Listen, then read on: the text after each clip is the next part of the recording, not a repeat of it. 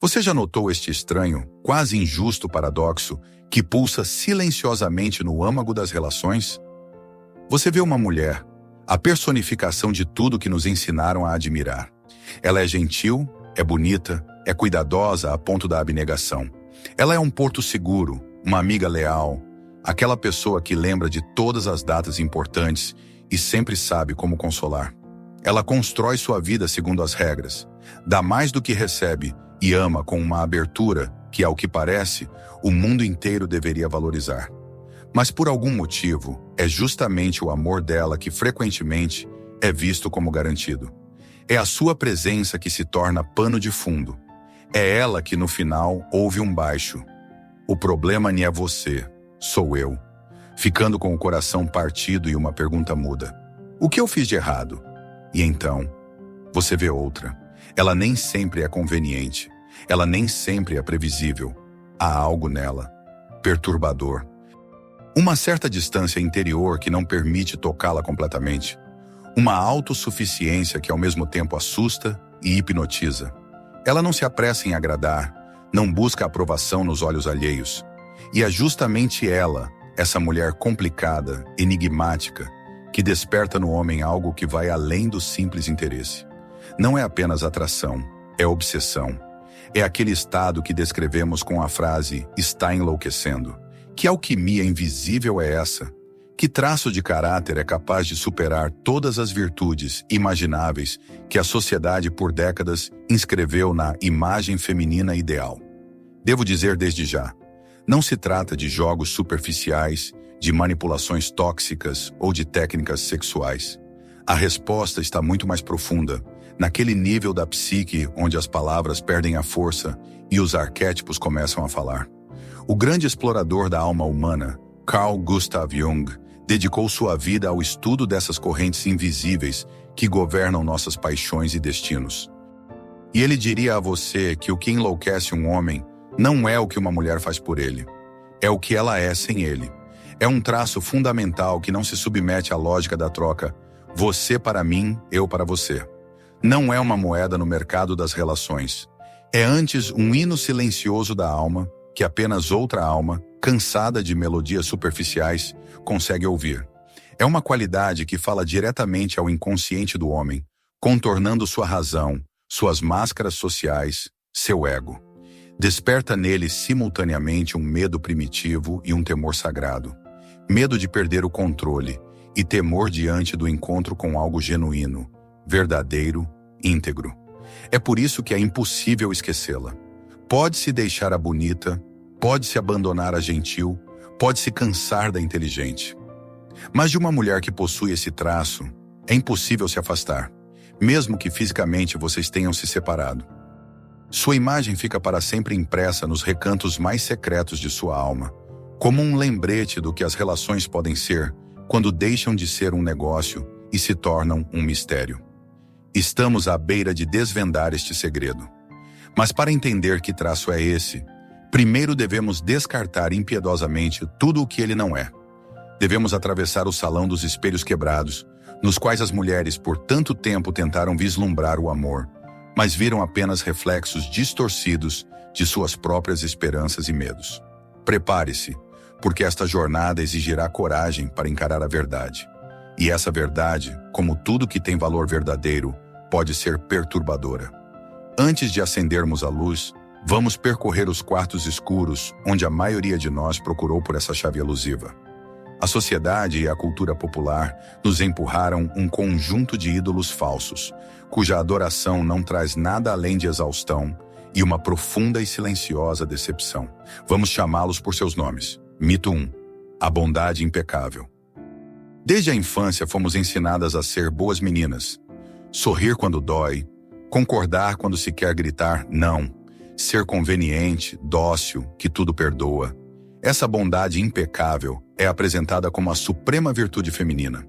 Mas Jung olharia para isso com profundo ceticismo e o chamaria não de força, mas de sintoma. Sintoma de uma profunda ruptura com a própria sombra. A sombra é aquela parte de nós para onde exilamos todas as emoções inaceitáveis. Raiva, egoísmo, capacidade de julgamento, Agressividade saudável. A boa menina constrói sua personalidade na negação dessa sombra. Ela tem medo de sua raiva, vergonha de seus desejos, considera seus limites como egoísmo. Mas como ensinou Jung, aquilo a que resistimos persiste. A energia reprimida não desaparece. Ela se acumula nos porões da psique, transformando-se em agressão passiva, doenças psicossomáticas e uma melancolia inexplicável. Um homem, em um nível inconsciente, sente essa falsidade. Ele vê o sorriso, mas sua alma sente por trás dele um oceano de lágrimas não choradas e ressentimentos não ditos. Ele vê a subserviência, mas seus instintos captam a vibração do medo. Medo de ser rejeitada, medo de ficar sozinha. Tal bondade, nascida não da plenitude interior, mas do medo, não inspira respeito. Ela provoca, na melhor das hipóteses, pena, e na pior, um desejo subconsciente de se aproveitar dessa fraqueza. Um homem não enlouquece por uma mulher que tem medo de si mesma. Ele pode torná-la um fundo conveniente para sua vida, mas sua alma nunca a escolherá para sua grande jornada. Porque para tal jornada não se precisa de um anjo, mas de um ser humano completo. Mito 2. O cuidado sacrificial. É um parente próximo da bondade impecável, mas elevado ao absoluto. A mulher que vive pelo princípio, tudo por ele. Ela abre mão de seus hobbies porque ele teve dias difíceis no trabalho. Ela traz seus sonhos porque os sonhos dele lhe parecem mais importantes. Ela se dissolve nele, perdendo seus próprios contornos, tornando-se sua sombra, seu eco, sua função. Ela é a mãe ideal, a dona de casa ideal, a assistente pessoal ideal. Ela constrói um mundo inteiro ao redor dele, esperando que no centro desse mundo ele a coloque. Mas a realidade psicológica é cruel. O que não tem limites, não tem valor. O homem cercado por tal cuidado total, primeiro sente gratidão, depois conforto, e então sufocamento. Ele se encontra em uma gaiola de ouro, onde não precisa crescer, não precisa lutar, nem precisa alcançar nada. Essa mulher, buscando ser tudo para ele, priva-o do mais importante, o caminho do herói. Ela resolve todos os seus problemas, antecipa todos os seus desejos e assim, sem saber, o castra psicologicamente. Jung diria que ela projeta nele sua parte masculina não realizada, ânimos, tentando viver através dele a vida que ela mesma abandonou. Essa dinâmica é destrutiva. Ele começa a se rebelar inconscientemente contra esse cuidado sufocante, através da frieza, traições, fuga para o trabalho ou vícios. Ele tenta escapar, não porque é mau, mas porque sua alma está sufocando sem espaço para seu próprio desenvolvimento. O cuidado sacrificial nem é amor. É uma tentativa de controle, mascarada de virtude. E um homem enlouquece não por ela, mas na tentativa de fugir dela. Mito 3. A aparência perfeita. O mundo é obcecado pela beleza. Somos convencidas de que o corpo perfeito, a pele impecável e as roupas da moda são o passaporte para o mundo da adoração masculina. As mulheres gastam fortunas e anos de vida na busca por esse ideal polido, por essa vitrine frágil. E sim, a beleza atrai. Atrai o olhar, desperta o desejo, mas não é capaz de reter uma alma. A aparência é o nível da persona, a máscara social que apresentamos ao mundo. Ela pode ser magnífica, mas é apenas a capa de um livro. Um homem pode ficar encantado com a capa, pode querer possuí-la, mostrá-la aos amigos. Mas se, ao abrir o livro, ele encontra páginas vazias ou alheias, o interesse rapidamente se esvai. A obsessão pela aparência muitas vezes é uma compensação pelo vazio interior. A mulher que aposta apenas em sua beleza, inconscientemente comunica ao homem: minha essência não é tão interessante quanto minha forma. Ame minha máscara porque por trás dela não há nada. A verdadeira e profunda atração não surge no nível da persona, mas no nível do si mesmo, o eu autêntico e íntegro. Um homem, mesmo o mais primitivo, em um nível instintivo, sente a diferença entre a energia viva e pulsante e a beleza fria de um manequim. Ele pode desejar o manequim, mas enlouquece pela energia, por aquela força invisível que irradia de dentro da mulher e que nenhuma maquiagem pode desenhar. Mito 4. O intelecto brilhante. Parece que poderia ser melhor do que uma mulher inteligente? Ela é uma interlocutora interessante, pode apoiar em momentos difíceis com um conselho sábio. Com ela não é chato. Mas o intelecto, como a beleza, por si só não é o tal traço. Mais do que isso, pode se tornar uma poderosa defesa, uma muralha de fortaleza atrás da qual a mulher esconde sua vulnerabilidade. A mulher que aposta exclusivamente em sua mente, muitas vezes teme o mundo das emoções. Ela analisa os sentimentos em vez de vivê-los. Ela constrói conceitos lógicos de amor em vez de se entregar ao seu fluxo. Ela pode ser uma polemista brilhante, mas uma parceira terrível na dança da alma, que exige não estar certa, mas estar presente. Um homem pode admirar sua mente, pode respeitar sua erudição. Mas se por trás dessa muralha de fatos e lógica, ele não encontra um coração quente, vivo, às vezes irracional e vulnerável, ele se sente como se estivesse tentando abraçar uma estátua perfeita, mas fria. Sua alma não consegue se conectar com a alma dela, porque a alma dela está trancada na torre de marfim de seu próprio intelecto.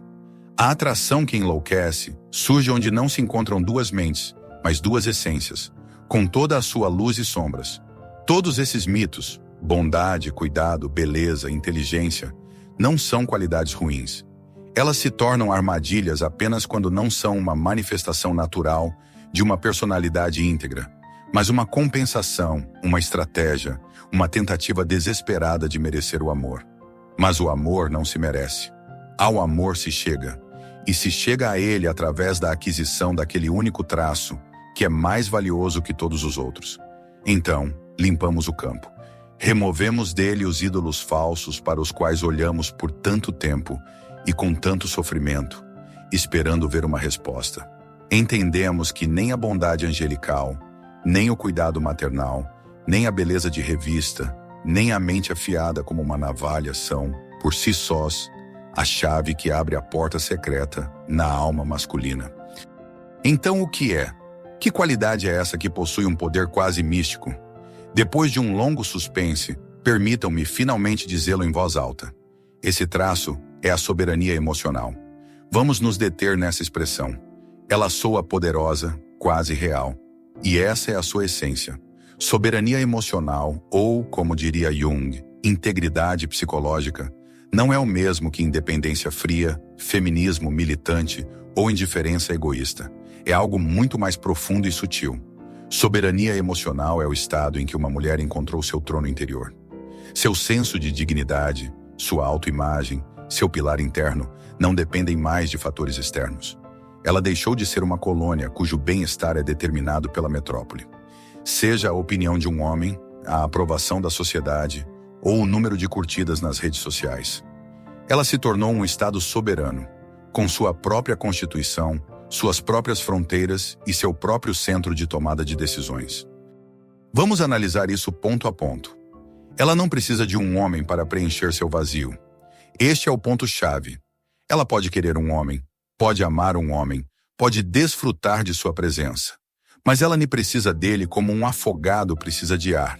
Sua vida já é plena. Ela tem seus próprios interesses, suas próprias paixões, seu próprio mundo interior que a fascina não menos do que qualquer relacionamento.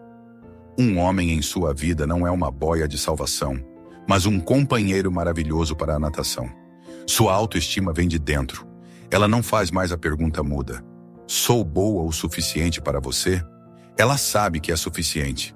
Não porque é perfeita, mas porque se aceitou por inteiro, com sua luz e sua sombra, com suas vitórias e suas cicatrizes. A aprovação de um homem é um bônus agradável, mas não a fonte de sua energia vital. A crítica dele pode magoá-la, mas não pode destruí-la. Seu trono está sobre a fundação da autoaceitação, e movê-lo de fora é praticamente impossível. Ela é a dona de suas emoções. Isso não significa que ela não sinta dor, raiva ou medo. Pelo contrário, ela os sente mais agudamente e profundamente do que qualquer um. Mas ela não é sua escrava. Ela não projeta sua dor no parceiro, não o culpa por sua melancolia. Ela sabe como estar com seus sentimentos, contê-los, entender suas mensagens. Ela não faz drama para conseguir atenção.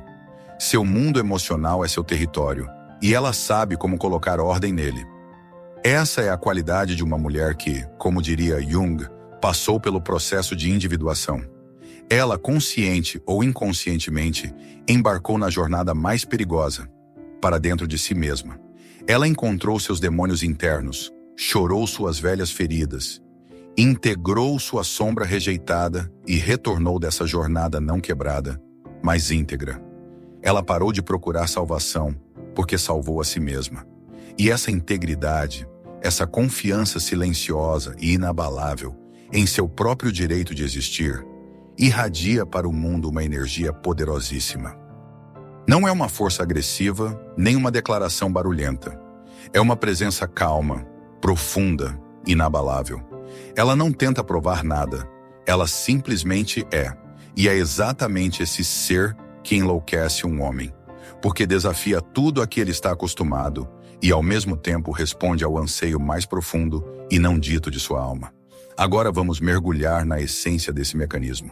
Para entender por que a soberania emocional de uma mulher tem um efeito tão devastador sobre um homem, devemos descer do nível da psicologia cotidiana para a sala de máquinas da psique humana, como descrita por Carl Jung. O que acontece quando um homem encontra uma mulher íntegra não é apenas romance.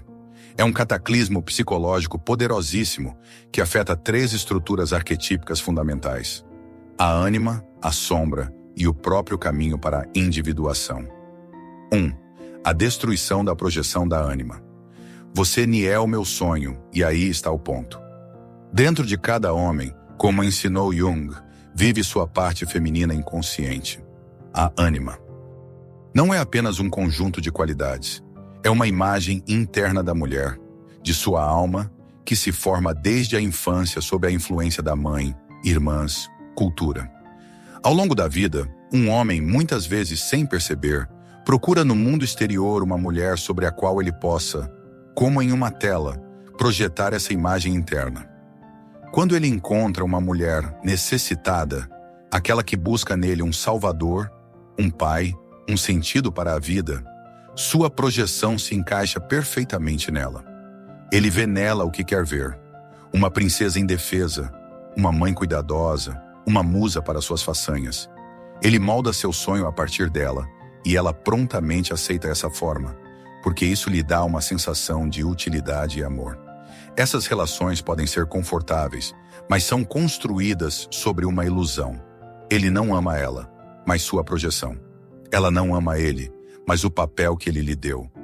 Mas quando uma mulher emocionalmente soberana cruza seu caminho, o sistema falha. Ela se recusa a ser uma tela. Ela é muito real, muito densa, muito presente.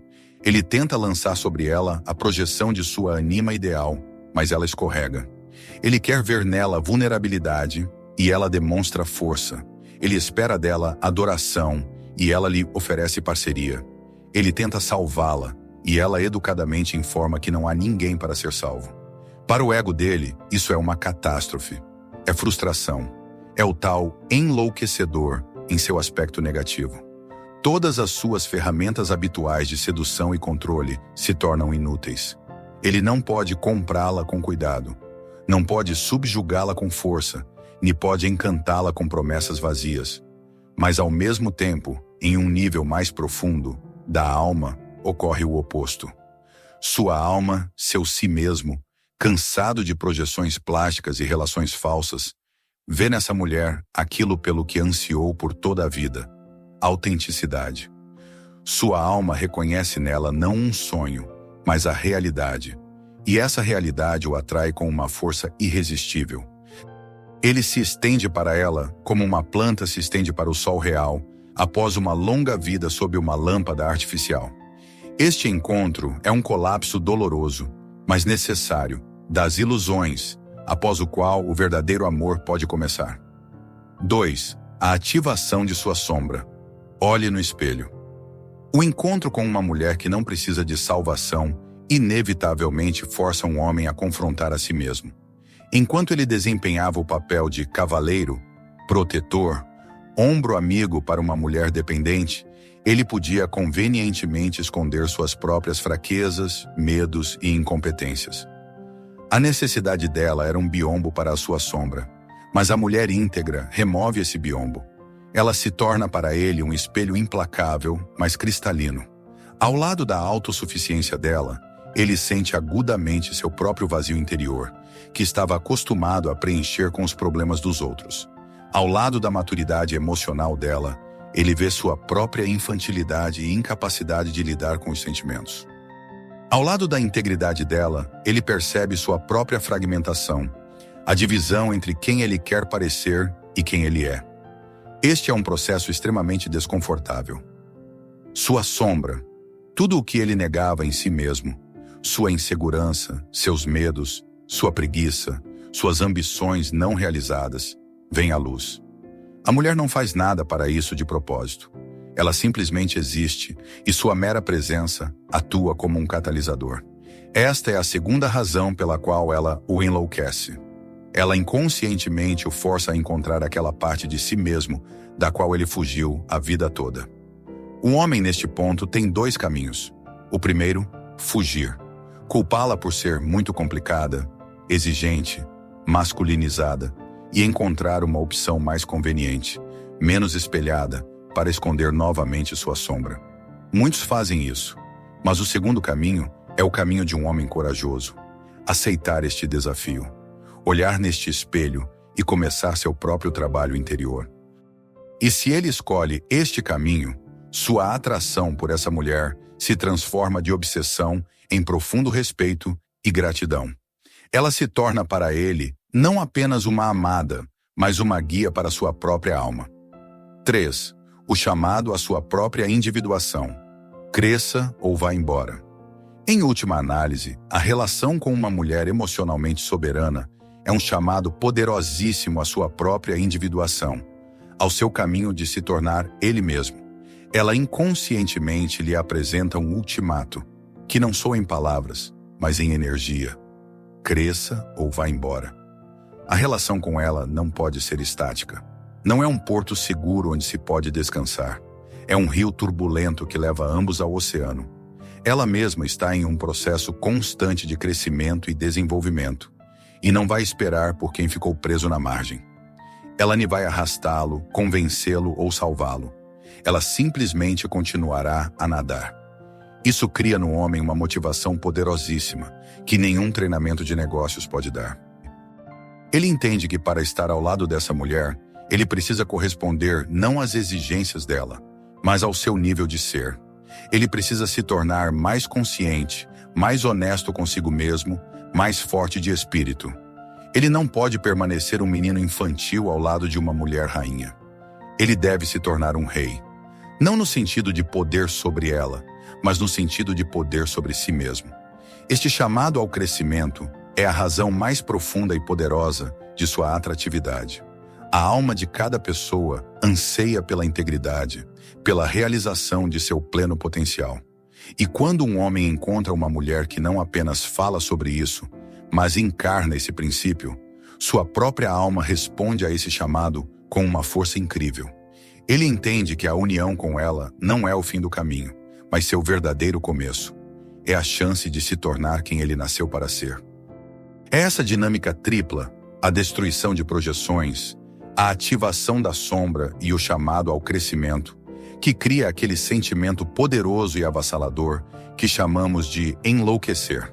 É uma mistura de dor e êxtase, medo e esperança, destruição e criação. É a mais pura alquimia psicológica, na qual o chumbo de suas ilusões egoístas tem a chance de se transformar no ouro de uma união autêntica e madura.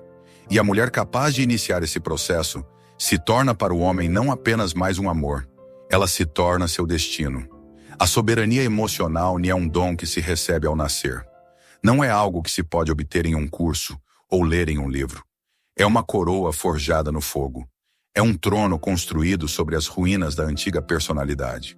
O caminho para essa integridade é longo, espinhoso e quase sempre passa pela solidão e pela dor.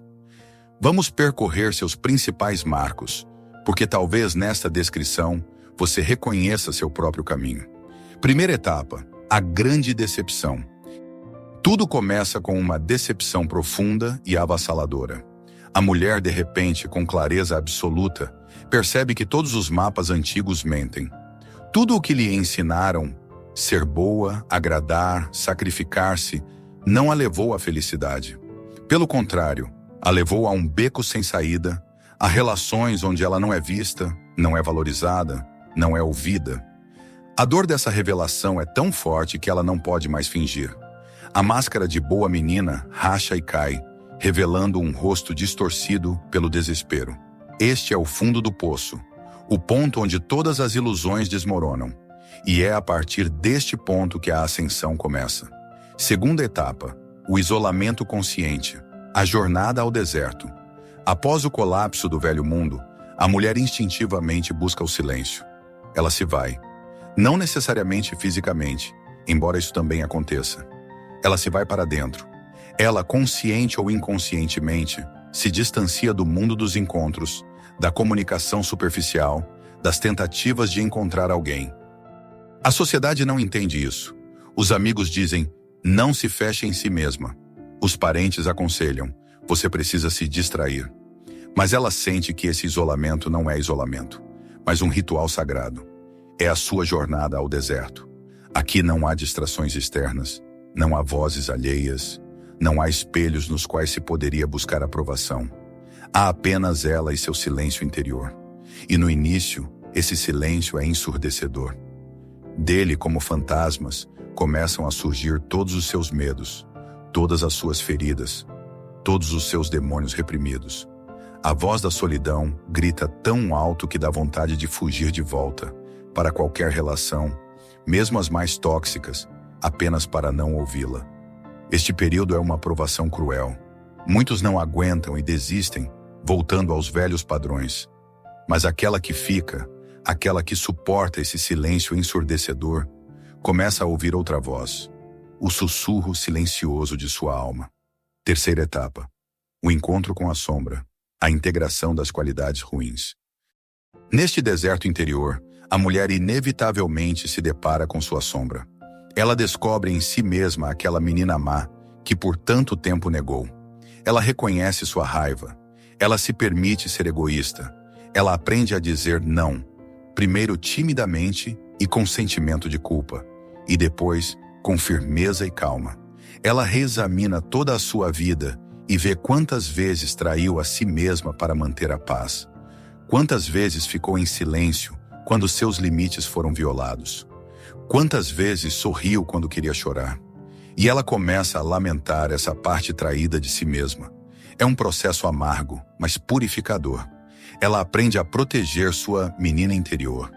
Ela se torna para si mesma a mãe que talvez lhe faltou. Acolhedora, amorosa, protetora. Ela integra sua sombra e isso não a torna má. Isso a torna íntegra. Sua raiva se transforma na capacidade de proteger seus limites. Seu egoísmo, na habilidade de cuidar de seus recursos. Sua capacidade de julgamento, em discernimento, a habilidade de distinguir relações saudáveis das tóxicas. Ela não tem mais medo de ser inconveniente, porque o conforto dos outros deixou de ser mais importante para ela do que seu próprio autorrespeito. Quarta etapa, a conquista do trono interior. Tendo atravessado o deserto e se reconciliado com sua sombra, a mulher descobre que algo dentro dela mudou. O vazio que antes se abria e exigia preenchimento começou a se encher de dentro. O silêncio deixou de ser assustador, tornou-se fértil. A mulher encontra alegria e sentido em si mesma, em seu trabalho, em sua criatividade, na comunhão com a natureza, na meditação. Ela constrói seu templo interior, seu trono. Sua autoestima, que antes, como um catavento, dependia do vento da opinião alheia, agora se apoia na sólida fundação do autoconhecimento. Ela não busca mais fora o que encontrou dentro. Ela se torna a fonte de sua própria luz. Este caminho não a torna invulnerável. Ela ainda pode sentir dor e tristeza, mas agora ela sabe que pode suportar. Ela sabe que, mesmo que o mundo inteiro se vire contra ela, ela terá o aliado mais fiel e confiável, ela mesma. É neste momento que nasce sua soberania emocional.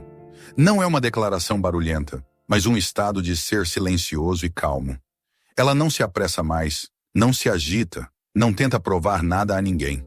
Ela simplesmente vive a partir de seu centro. E essa energia calma e autossuficiente se torna aquele ímã, aquela força que atrai e enlouquece de forma tão irresistível. Porque ela oferece a um homem nem necessidade, mas plenitude. Não dependência, mas liberdade. Não um negócio, mas um mistério. E a alma, cansada das relações de mercado, não pode deixar de responder a tal chamado. Quando um homem não foge, quando aceita o desafio que a mulher emocionalmente soberana inconscientemente lhe lança, uma profunda transformação começa a acontecer com ele também. Não é mais um jogo de um lado só, onde apenas ela muda. Seu mundo, sua autoimagem, sua compreensão do amor viram de cabeça para baixo. O que começou como loucura, como uma obsessão dolorosa, gradualmente se transforma em seu próprio caminho de cura e amadurecimento. A primeira mudança, do papel à autenticidade. A primeira coisa que desmorona são seus papéis habituais. O papel de salvador, cavaleiro de armadura branca, paizão ou controlador, tornam-se não apenas inúteis, mas ridículos. Ele não pode mais se autoafirmar às custas da fraqueza dela, porque não há fraqueza no sentido usual. Ele não pode ganhar o amor dela resolvendo seus problemas, porque ela os resolve sozinha. Esse colapso de papéis inicialmente causa pânico. Quem sou eu então nesta relação? Qual é a minha função? Pergunta seu ego. Despojado de suas máscaras habituais, ele é forçado a se apresentar a ela como ele realmente é. Nem como uma função, mas como uma pessoa, com suas paixões, medos, sonhos e feridas. Ele aprende a não ser o homem forte, mas simplesmente ele mesmo. E para sua surpresa, ele descobre que é justamente essa sua essência autêntica e vulnerável que a interessa muito mais do que todas as suas máscaras heróicas.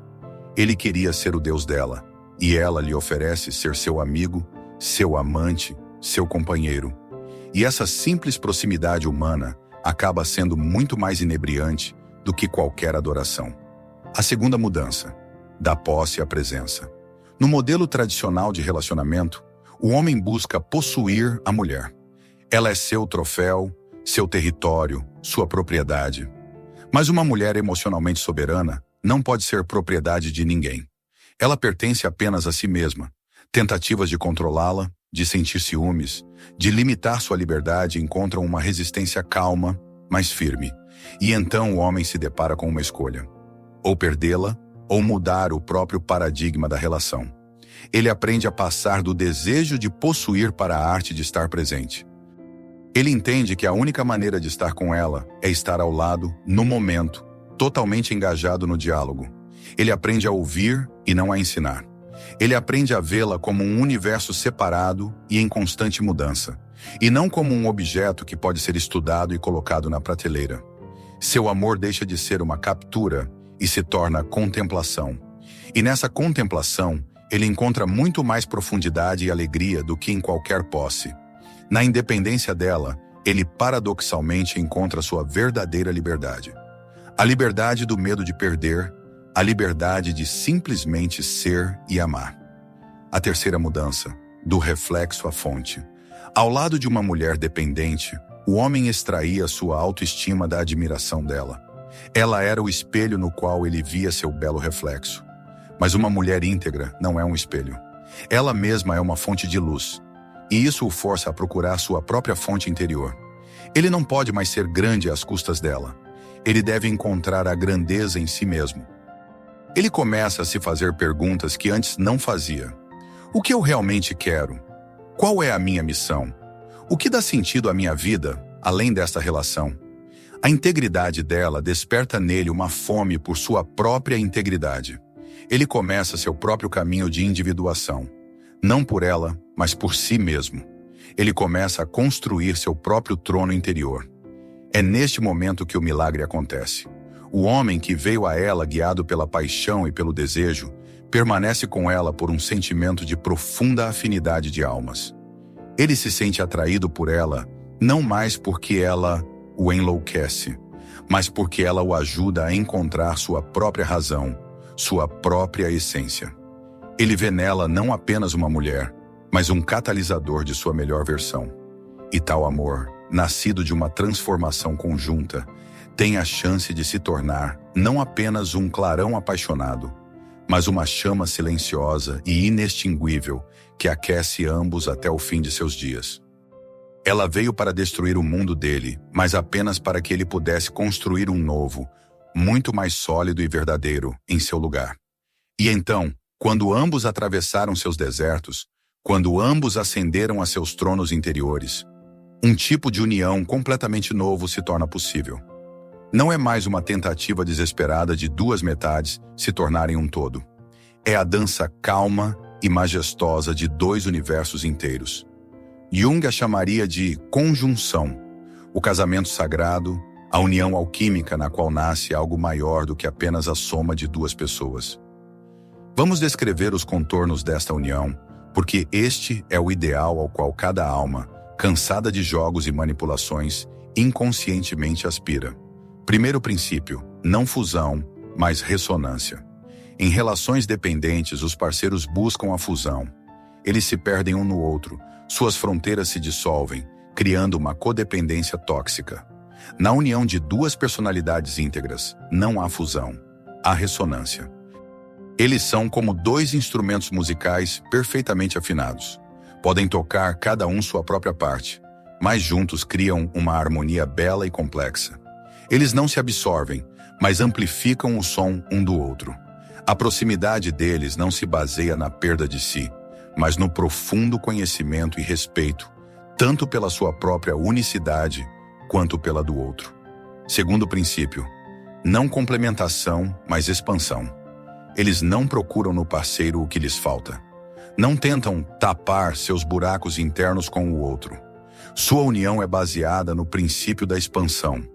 Ao se encontrarem, eles criam um terceiro, um campo comum, um espaço comum, no qual cada um deles se torna maior do que era antes. Ele não a torna completa, ela não o torna completo.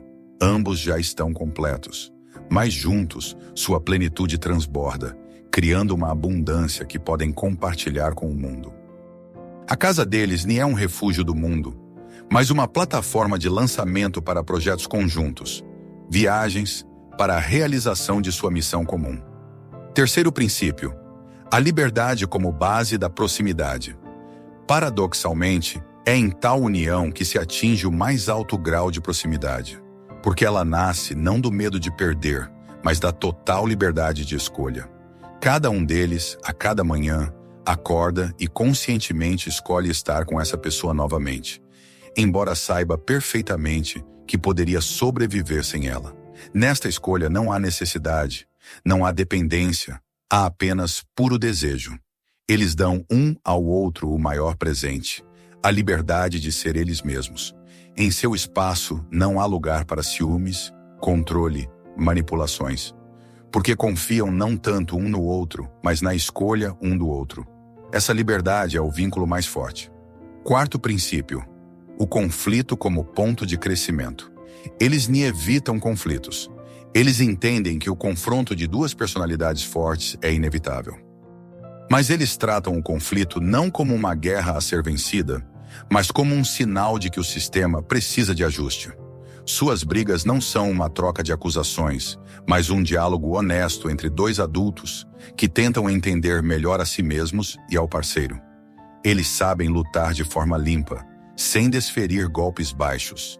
Cada conflito para eles não é uma ameaça de rompimento, mas uma oportunidade de alcançar um novo nível de proximidade e compreensão.